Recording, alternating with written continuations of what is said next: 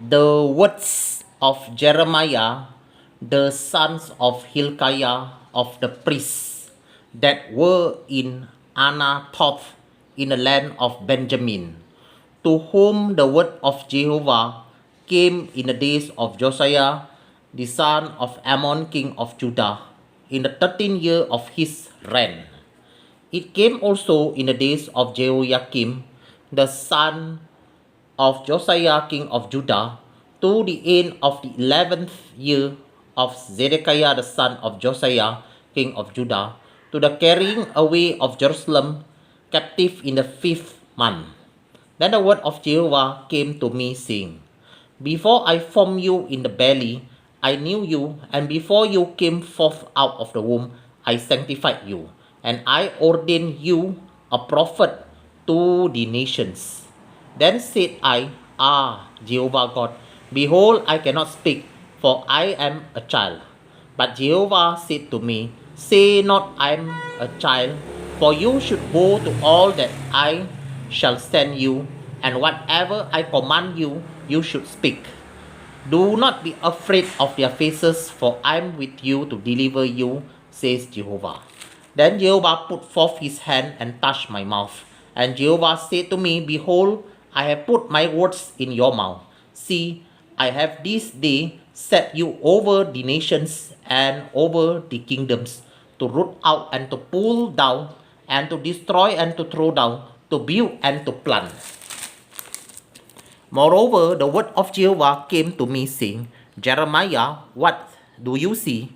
And I said, I see a rod of an almond tree. Then said Jehovah to me, You have well seen, for I will hasten my word to perform it. And the word of Jehovah came to me the second time, saying, What do you see? And I said, I see a seething pot, and the face thereof is toward the north. Then Jehovah said to me, Out of the north an evil shall break forth upon all the inhabitants of the land. For lo, I will call the families of the kingdom of the north, says Jehovah, and they shall come, and they shall set every one his throne at the entering of the gates of Jerusalem, and against all the walls thereof round about, against all the cities of Judah. And I will utter my judgment against them, touching all their wickedness, who have forsaken me, and have burnt incense to other gods, and worshipped the works of their own hands. So you gird up your loins, and arise, and speak to them all, that I command you, be not dismayed at their faces, lest I confound you before them. For behold, I have made you this day a defense city, and an iron pillar and brazen walls against the whole land, against the king of Judah, against the princes thereof, against the priests thereof, and against the people of the land. And they shall fight against you, but they shall not prevail against you, for I am with you, says Jehovah, to deliver you.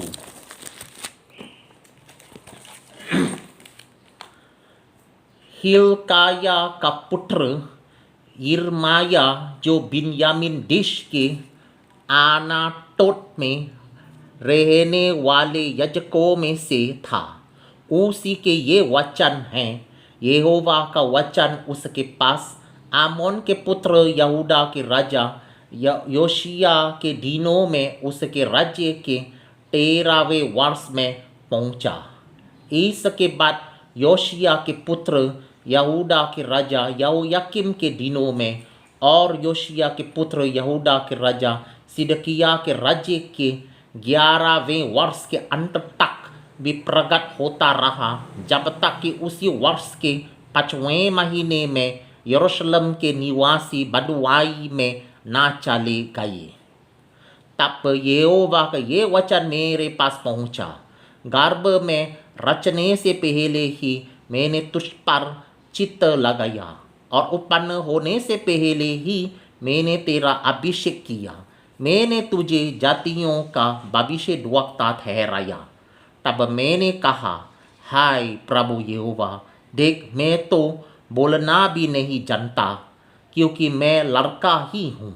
परंतु यहोवा ने मुझसे कहा, मत कह कि मैं लड़का हूँ, क्योंकि जिस किसी के पास मैं तुझे भेजूँ वहाँ तू जाएगा, और जो कुछ मैं तुझे आज्ञा दूं वो ही तू कहेगा।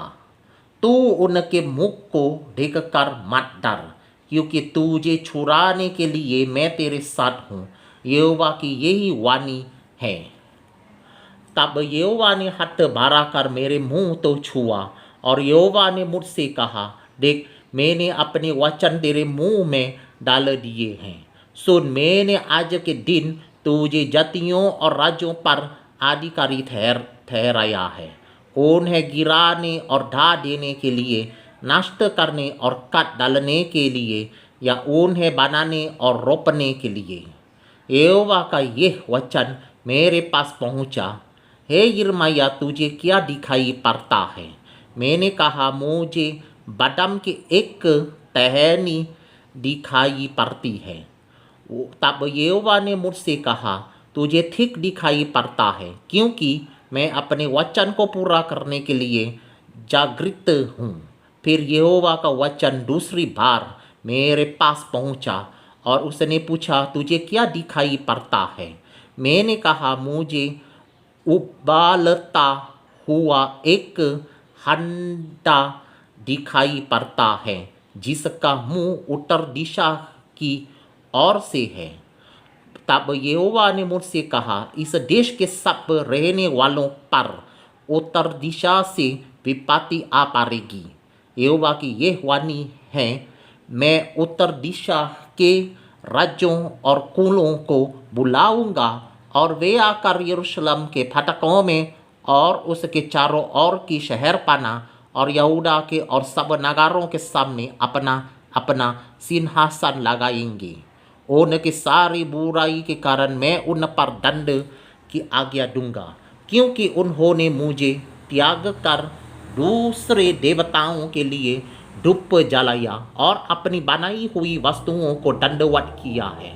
इसलिए तू अपनी कमर कसकर उठ, और जो कुछ कहने की मैं तुझे आज्ञा दूं, वो ही उनसे कहे। तू उनके मुख को देखकर ना घबराना, ऐसा ना हो कि मैं तुझे उनके सामने घबरा दूं।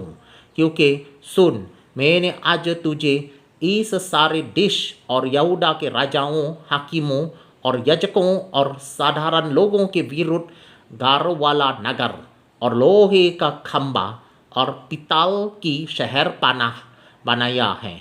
वे तुझसे लड़ेंगे तो सही, परंतु तुझ पर प्रबल ना होंगे, क्योंकि बचाने के लिए मैं तेरे साथ हूँ, यहोवा की यही वाणी है। ऑलराइट।